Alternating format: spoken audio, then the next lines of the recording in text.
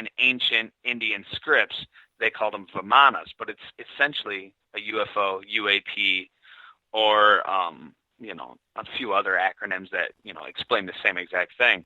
And that was another thing that Joe Rogan and Bob Lazar talked about too.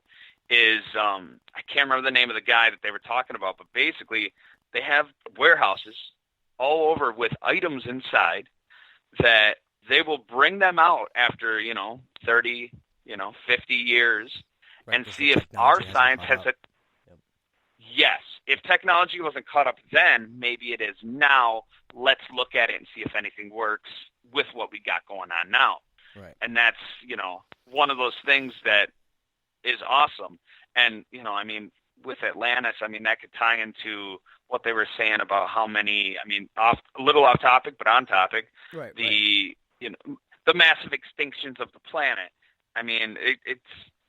They could have existed. They could have been this great civilization, got too big, got too cocky, you don't know, killed themselves.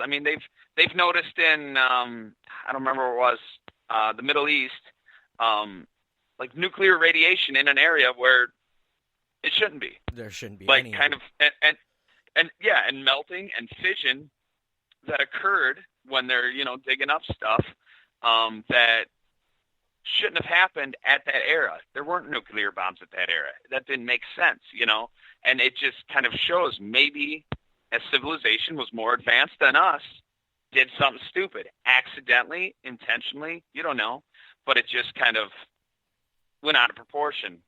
Off topic, but this is the tangent. What do you think that it would have had to be something big that, they got too big, too powerful, whatever, that, what action do you think could have caused that in, the cataclysm of right. What would have took them out, quote unquote? Yeah.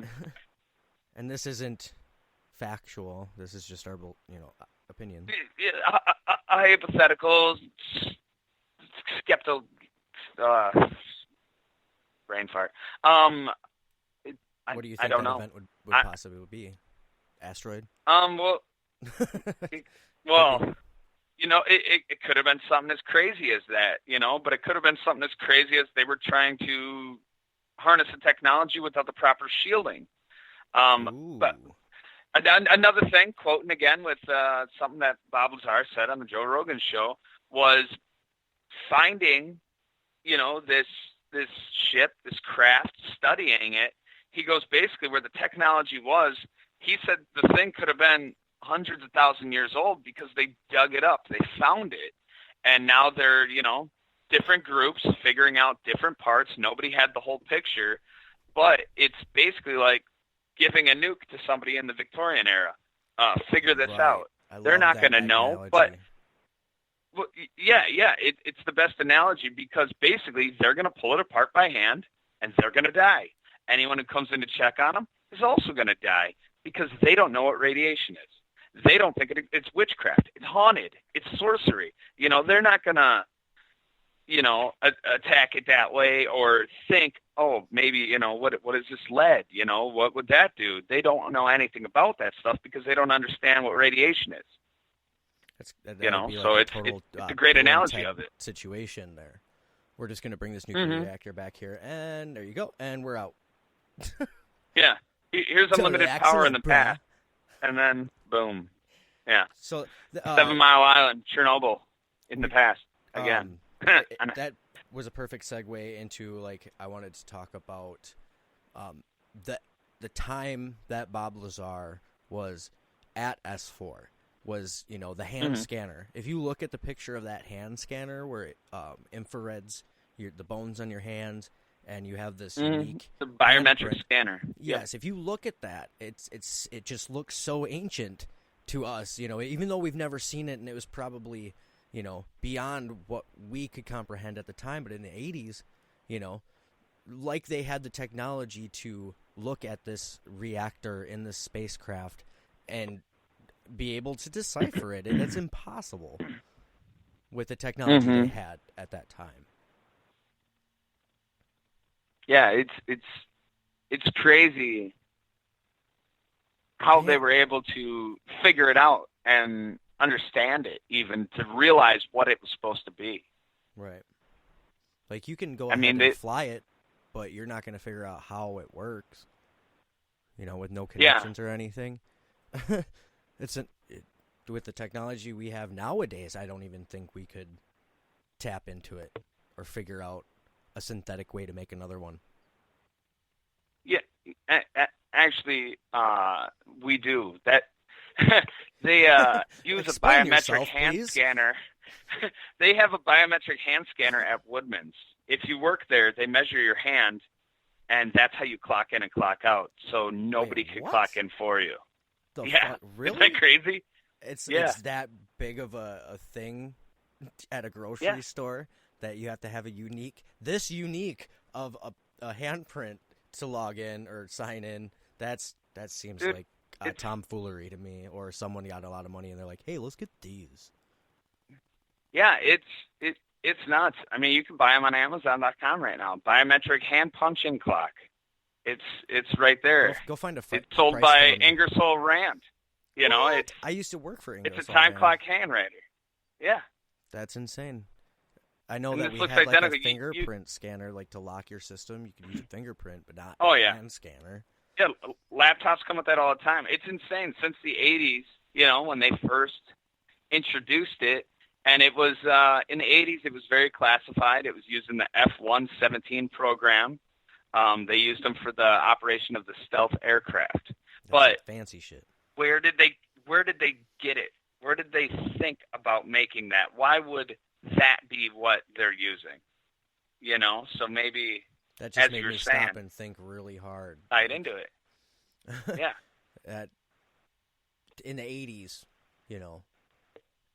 I just think I was talking to my grandmother today about kind of a lot of this stuff, and I was like making her stop, and I was blowing her mind for a second there, because I'm like, I know you probably don't want to think that hard about it, but it's just crazy, isn't it? Yeah. Talking about, I was talking about the whole, there's things around us that we don't have the receptors to receive. And, just kind of blowing her mind in that way. I don't want to get into that whole conversation because literally, I've said a lot of this stuff on the air that I was trying to tell her, but her response was the jaw dropped, like, holy shit. That's like me telling my little cousin that a different version of you lives in the minds of everybody that has met you. And she just stopped. She's like, Yeah, I don't know where I was going with that, but Well, it's. I mean, to touch on the, let's just say the color spectrum thing. I mean, there's infrared and there's ultraviolet. We can't see them, but we can detect them with, the proper technology. So it's wouldn't that be cool? Crazy how it is. If because me and you are both colorblind, we could see infrared, just naturally. That would be fantastic. What animals can see infrared sort of naturally? Do you know? The predator. Yeah. Well, sorry. Yeah. That doesn't sound anything like him, but So my next question. I'll go with it.